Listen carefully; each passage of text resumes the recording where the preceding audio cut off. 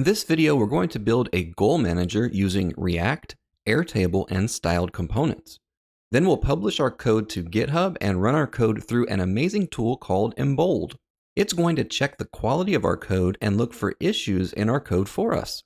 Links to the code and all of the resources in this video will be in the description below. For complete transparency, this video is sponsored by Embold. Embold is a static code analyzer that helps developers analyze and improve their code by finding issues and helping you to write cleaner code faster. It can find design issues, duplication, and hard to detect anti-patterns. What makes it even better is you can sign up for free. All you have to do is link your repository, let Embold scan your code, and then you'll get a report. And I'll show you how to use this platform in more detail at the end of our project, so be sure to stick around to the end. I got this idea for this project from Colby Fayock. He created an amazing free resource called 50 Projects for React and the Static Web. One of the ideas in here is a goal manager. Now what's awesome about this is that these ideas are not coding tutorials, they are ideas. That puts the design and how you build it on you. You can go any route you want. And this is the best way to learn, in my opinion. Building a project without step-by-step instructions will push you to figure things out that you're not fully confident in. So here he says to create a goal management dashboard to add, track, and modify your goals. So we have an overview of what the app should do. We have some to-dos and also some resources. And on the next page, we have a layout idea. So you'd have your goal, whether it's complete, some details, and some updates. So that's exactly what we're going to do. And we're going to use Airtable as our goal management dashboard. We can easily add and edit our goals there. Then we'll display our goals in our React project. This project can be deployed to your personal website as a way to publicly hold yourself accountable to your goals. Anytime you update your progress or add a new goal in Airtable, it will automatically appear on your website. So be sure to check out this amazing resource from Colby. The link's in the description below. Well, first let's go over to Airtable and get that set up. If you're not familiar with Airtable, it's like a hybrid of a spreadsheet and a database. It's great for keeping track of ideas and projects. You can view your data in many different ways, such as grid, calendar, Kanban, gallery, and you can even create forms. Now, if we go over to the pricing, you'll see that it's completely free to get started. Again, to be completely transparent, Airtable is not sponsoring this video. So go ahead and sign up for Airtable and let's set up our data structure. When you first log in, you'll see some sample bases, and this is what Airtable calls databases. So we're going to create a new base from scratch. So add base, and then from scratch. I'm going to name it Goal Manager. And you can select a color and give it a special icon if you want, customize it. I'll just choose this one. And then let's go into the base. Now by default, you're going to have 3 columns: name, notes, and attachments. Let's go ahead and rename name. And we'll change this to title. Right, and then we're going to delete notes and we're going to delete attachments. Now we'll create a new column and let's name this details. And this is going to be long text. And we'll save that. And we'll create another column called complete. And this is going to be a checkbox. Now notice that this is a table. It's called table 1 by default. So let's change this and we'll name this goals. Now let's add a new table. And we're going to name this one updates. This table is going to hold all of our updates for our goal progress. Let's change this name column to update. And then we'll delete the notes and we'll delete the attachments. Now let's create a new column, and this is going to be a link to another record. And this is going to be linked to our goals table. Now we don't want it to link to multiple records. We're going to name this one Goal ID.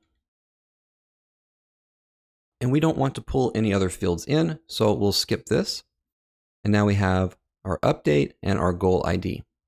So now if we go back to our goals, now we'll see this updates column, which is linking to our other table. So let's add some data in here now. So let's create a new goal. We'll say, create more videos. Under details, I want to make more videos. And then complete, that is just a checkbox. So we'll say that it's not complete. And now for updates, we can add multiple updates. So let's add a new record. And we'll say, I created a new video. And we can just close this. And we can see that it's here. Now, if we go back to our updates, we'll also see that it's here as well. So the goal ID is the title of the goal, create more videos. And I have an update for it. I created a new video. Let's go back to goals and let's add another update. So we can go here and add a new record, and we'll say, I created another video. Close that, and now we have it there. And if we go back, we have another reference here to the same goal, but a new update. So we can see how these two tables are referencing each other, and we're able to have multiple updates on a single goal. So let's just go ahead and create another goal here. We'll say goal 2 and goal 2 details.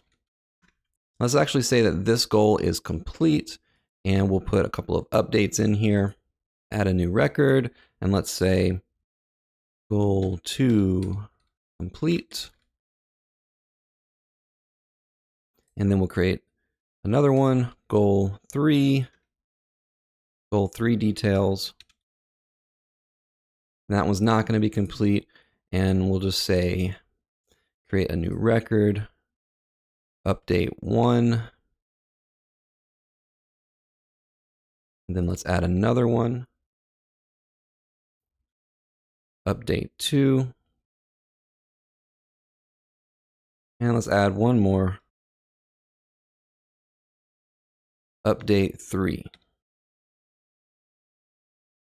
All right, so now if we go back to our updates table, we'll see that we have all these updates, 3 of them for goal 3, 1 for goal 2, and 2 for the create more videos. Now that we have our data set up, we're going to use the Airtable API to pull these into our React project. So let's get started on that. So over here in VS Code, I used the create React app command to create a React template project, and then I deleted all the extra stuff that we don't need. And if you need help with this step, just check out this other video of mine. So now we're going to need a couple of extra packages. Let's install Airtable and styled components. So npm I Airtable and styled components. This should just take a few seconds to install. And there we go. All right, first we're going to go into our app.js file, close the terminal and the sidebar. And let's get the Airtable information first. So we'll need to import Airtable. So we'll say import Airtable from Airtable. And then we're going to create a const called base. That's going to equal a new Airtable. And then we're going to pass in here our API key, as well as our base ID. So base, and then that's going to be our base ID there. So let's get that information. So there's nothing extra that you have to do. Just go to airtable.com/API and you'll see all of your available bases. So we see that we have this goal manager that we created. So let's click on that. And now it's actually going to give us a bit of a playground if we just select JavaScript, and we can see all of the things that we can do with the Airtable API. The documentation is awesome. So what we're going to need is the ID of our base. So let's copy that. And that would go here. That's our base. And then we need our API key. So to get our API key, we need to visit our account page. And so we'll go ahead and grab this. Now this is a secret key, so you don't want anyone to get this. I'm okay with you guys seeing it right now because I'm going to regenerate it after this video, so it's not going to work for you. So we'll copy this and we'll put that right here as the API key. And that will need to be in quotations. Now let's bring in our data. So in order to do this, we're going to use the useEffect hook. So useEffect.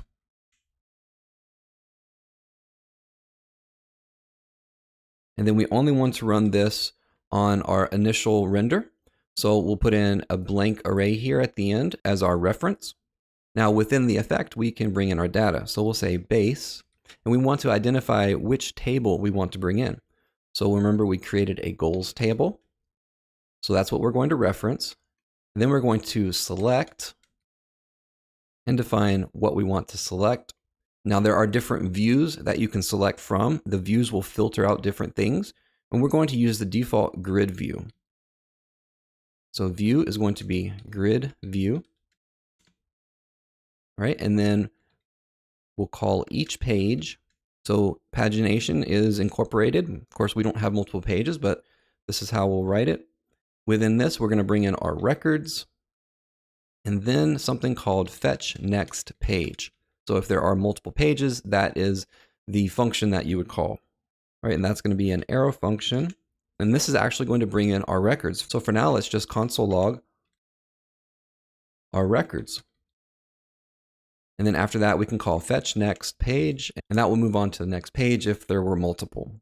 So let's just go ahead and save this for now, and let's run our app. So we'll open up the terminal, and we'll say npm start. Of course, we're not going to see anything, so let's press F12 and go to our console, and we can see, let me make this a little bit bigger. We can see our array here, and we have our 3 goals. So this was create more videos. We can see within our array here, we have fields. Each field, we have our details, our title, and then the updates. We get keys to these updates. So we'll pull those in separately. So let's figure out how we're going to structure our data. Now we are going to have to keep track of some state, right? So let's go ahead and do that. So we'll create a const of goals and set goals. And that is going to equal use state. And initially it'll be a blank array. And then we're going to create another const of updates. And then set updates. And that will be use state as well. And it will be a blank array. Now instead of console logging our records, let's go ahead and set our goals here. So we'll say set goals, and we'll pass in our records. And we're also going to pull in our updates. So let's just copy this, Alt-Shift down arrow, duplicate it. Instead of goals, that's going to be updates. So our updates table. The same view, the default grid view. We have our records and our fetch next page as well. And we're going to pass these into our set updates. So now we're getting our goals, our main goals, and the updates for our goals. And we'll reference these in a little bit. All right, so now within our return, let's structure this. All right, I'm going to create a fragment. And within the fragment, we'll have an H1. And we'll say my goals. And then after the H1, we're going to have each goal. So we're going to map through those and pass that to a goals component that we'll create. So we'll say goals.map. We have each goal. And then we're going to return within that a goal component, and we'll create that in a minute. And it's going to have a key. The key is going to equal goal.id. And then the goal is going to equal our goal. So we'll pass that to the component. And then we'll have our updates. And that is going to equal our updates. And we're going to filter these. So we'll have each update. And then we'll say update.fields.goal ID. And then the array of 0, so the first one, that equals goal ID. And then we'll close out that component. So this is going to pass our goal, all the information for our goal, as well as the updates that are specific to this goal into our goal component. So let's create this goal component now. So in our source, let's create a new folder, and we'll create the file in the folder all at once. Components, and then goal.js. There we go. Now we'll create a React component very quickly, RAFCE. So that creates a scaffold for a React functional component. And that's from a snippet library extension that I have installed. So in this goal, we're bringing in, let's destructure, bringing in our goal and our updates. And then we want to return Let's see how we can structure this out. I want it to look somewhat like Colby's PDF. So we'll have our check mark, whether it's complete or not, the title, the details, and the updates. So within this div, let's create something for the checkbox. So it'll be a label. Then within the label, we'll have an input. And that's going to be a type of checkbox. And we're going to have this disabled because we're not going to be updating our information from this website. It's just going to display the information. So we'll say disabled. We'll just do that for now. All right, and then after that, we'll create an H2. And here we're going to put our goal.fields.title. Let's close that. And then let's have another div here. And within this, we'll create an H3. That's going to be our details. After the H3, we'll have a paragraph. And within the paragraph, we'll have our goal.fields.details. All right, and then after that, we'll have another H3. And this is going to be our updates. All right, so then in here, we'll have our updates. Now we're going to map through these because remember, we can have multiple updates per goal. So we're going to list out each one of them. So we'll map, we'll say update and index. And that's going to be an arrow function. And we are going to return a paragraph. Paragraph is going to have a key. And that's going to equal index. And then within our paragraph, we'll have update.fields.update. All right, that should do it. On our input, we do need to set our checked. So we'll say, for this is going to be default checked. And that's going to equal our goal.fields.complete. All right, let's save that. And we'll go back to our app here and let's import this goal. Do an auto import there. So at the top, we should have use effect, use state. Those were auto imported. And then we have our goal component that was auto imported. All right, let's save that and go back to our app and see what that looks like. Look at that. Okay, so we have our goals, create more videos, details, created 2 updates there. You can see the checkbox here, it's not checked. This checkbox is checked for goal 2. And then goal 3. So let's just do some styling now. Let's create some global styles. So in our source, we're going to create a new file and a new folder actually as well. We'll call it styles. And the new file is going to be global.style.js. All right. And then in here, we're going to import create global style. And that's going to be from styled components. All right, so then let's export const global style. And that's going to equal create global style and then our backticks, and that's what we're going to return. So these are going to be our global styles. So this is normal CSS in here. So let's say we'll have some resets. We'll say margin 0. Padding 0, and box sizing border box. Margin. There we go. Nope. There we go. All right, and then on our body, let's set the background to just a little bit of an off-white EEE. And then, since this is a React app, we have a root component. So on the root, we're going to set a width of 80%. And margin is going to be 0 top and bottom, auto left and right. So that's going to center it into the middle of the screen. And we're going to set our font family. And we're going to import a font called Do Heon. And we'll set a fallback of sans serif.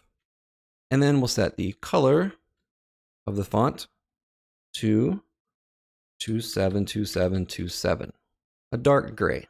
All right, let's save that. And we need to bring in that font. So we're going to do that in the index HTML in our public. Let's open that up, and then we'll just put it right here.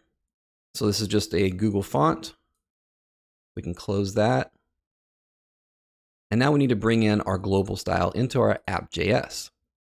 So right here, let's import styled from styled components. We're going to use that in a minute here. And then we're also going to import global style from /styles/global style. Now to have these global styles work, we just need to put it right here at the top. So we'll say global style and close that out. That brings in our global styles. Now I do want to style this H1 as well. So let's do that right here in this component. So we'll create a const called styled H1. That's going to equal styled.h1 backticks.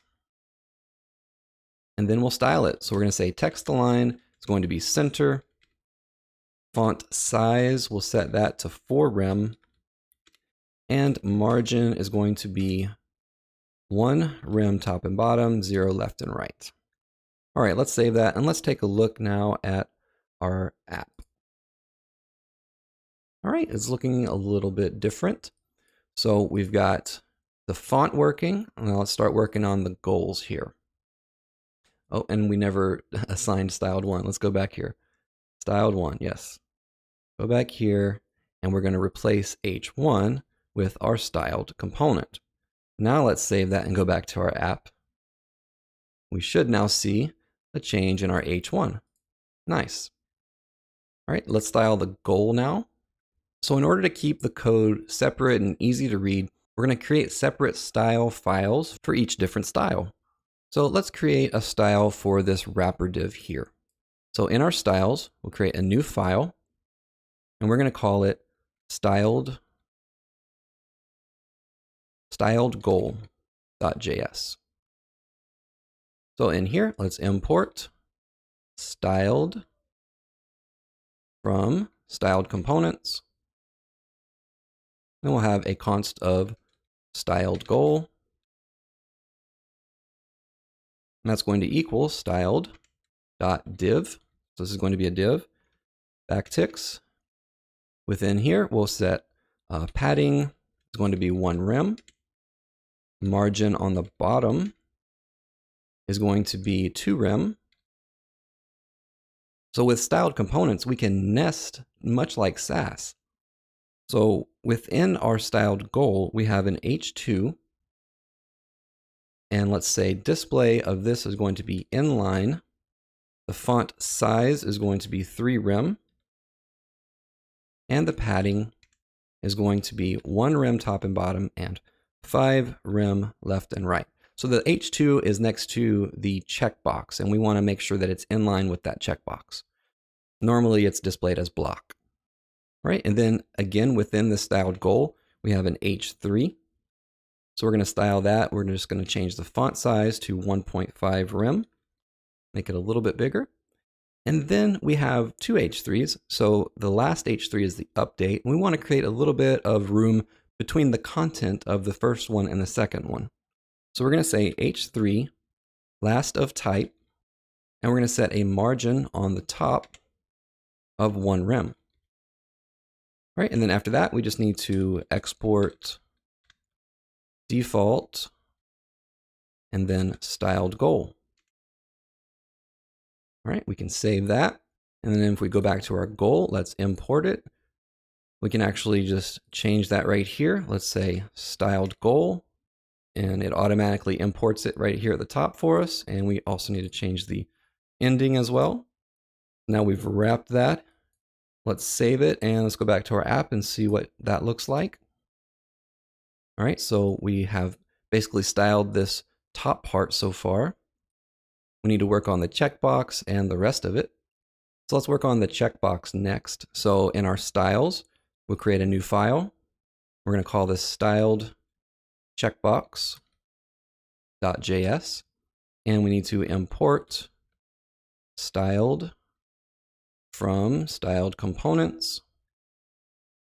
And then we'll create a const called styled checkbox,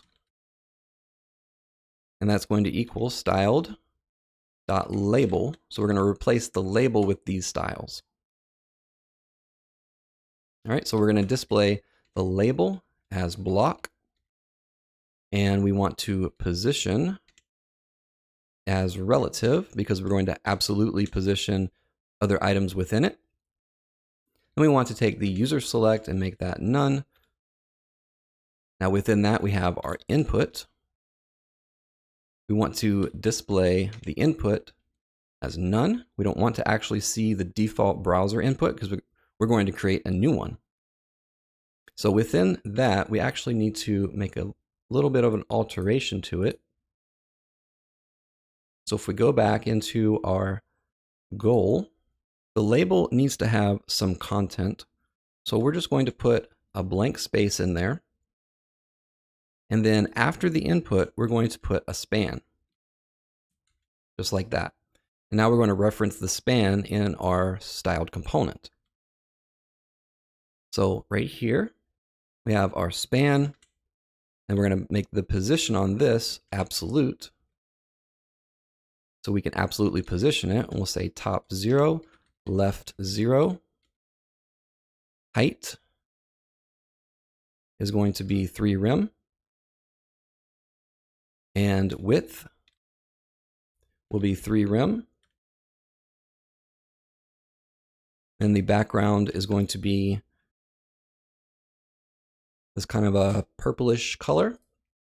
And we're going to add a transition on the background of 0.3 seconds, and we'll have an ease. All right, and then we're going to nest within this. So we'll say ampersand after. So we're going to create a pseudo element. So the ampersand references the parent component. So this is the same as writing span after. All right, so we need to set our content, set that to blank. And we'll have a position on this of absolute as well. And then left is going to be 1 rem, move it over just a little bit. Width will be 0.8 rem. Height is going to be 2 rem. Again, this is a checkbox that we're creating. Border is going to be solid and white. And then we're going to set the border width specifically. That's why I didn't put it here. So we're going to say border width. So we're going to just define each border. So we'll say 0, 4 pixels, 4 pixels, and 0. So this is going to define our bottom and left border. And then we're going to transform and rotate 45 degrees. So that creates a check mark for us. And initially, we're going to say display none. And now let's go back up to our input, and we can nest within this as well. And we'll say ampersand checked. So if it's checked, then we're going to look for a sibling that is a span. And we're going to say background is now going to be a different color. And we're going to change the after to have a display of block.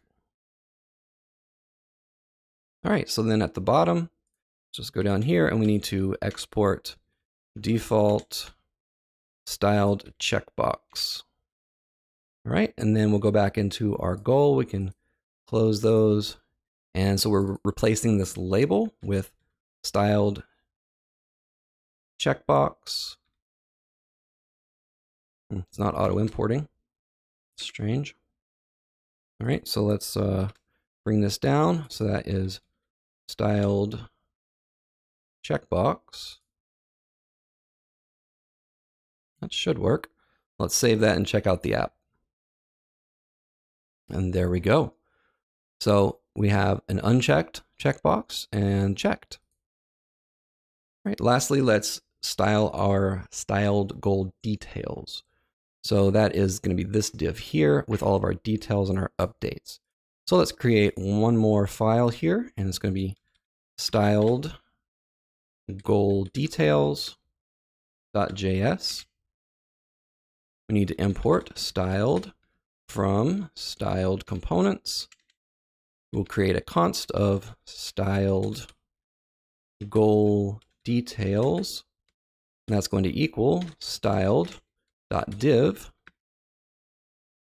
And then we'll create a padding here of 2 rem and a background of that purple color. And then we just need to export default styled goal details. There we go. Save that and we can close, and then we'll go here and let's change this to styled goal details. All right, and we need to make sure that it's the same on the end, and let's bring that in as well. We'll save it and let's check out our app. Nice. No errors. Let's close the console there. So now we have our goals. We have the name of the goal, the details, each update individually, whether it's complete or not. Nice. So now let's push our code to GitHub. So let's just create a quick README here, and we'll say goal manager React tutorial. Then I'll add the YouTube link a little bit later. So let's go to our source control and let's commit these changes. I'll just say initial commit of goal manager. And then we'll publish this to GitHub. Just going to change this to goal manager React. And then we're going to publish this as a public repository. And it's publishing. And we can open it on GitHub if we want. There it is. All right, let's go over to Embold now, and we're going to create a new project. Again, sign up for Embold. It's completely free, and you can check your projects as well. So new project. So we'll just name this goal manager. Create the project, and then let's link repositories. So let's go over here. I'm going to grab the link to this repository, paste that in right there. And then the repository name, it was goal manager React. The language is JavaScript, and let's link it. All right, and then we'll hit scan, and then scan again. And once the scan is complete, we'll be able to see the ratings and issues. All right, the scan is complete, and we can see that it got a score of 4.5 overall rating. So let's go into it and check it out. We have quality gate, overall rating, design, coding issues, and metrics. So it looks like we have some coding issues possibly. Let's check that out. We have 10 low issues. Let's click on those. And we can see here we have some unused variables. This project looks pretty good. Let's look at a different project that's a little bit more in depth, and it has some issues. So we'll go to projects, and then I have this battleship project. I did a video on that a couple of weeks back, and we can see the overall rating is fairly low. We have some minor code issues. So if we go in here, we've got some medium and low coding issues. So let's go to the medium issues. No undefined, no undefined. So let's click on this and we'll actually see the code. So if we click on the actual issue here, it'll say that game mode is not defined. So we shouldn't have any undefined variables. And then it also is finding these console logs. It doesn't want us to have any console logs, which we should make sure that we remove those before deployment.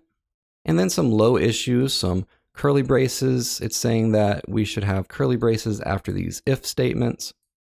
What I like about it is if you go back to the rating here, We can go to the overall rating. And then if we scroll down, we can see top 5. So we can see worst components by metric. So we can go into the specific component that is having the most issues. And then if we go back, we also have this quality gate. So even though we're having some issues, it's still passing. And so if we click on this, we can actually change our quality gate. So this one is saying that if the overall rating is greater than 1, then that's a pass. So if we wanted to change this, we could say the overall rating is greater than 2, this one would fail. So we can make the quality gate more lenient or more strict. Be sure to check out Embold to help you with your next project. The link is in the description below. That's going to be it for this video. Like this video to help me out and subscribe if you haven't already for more videos like this.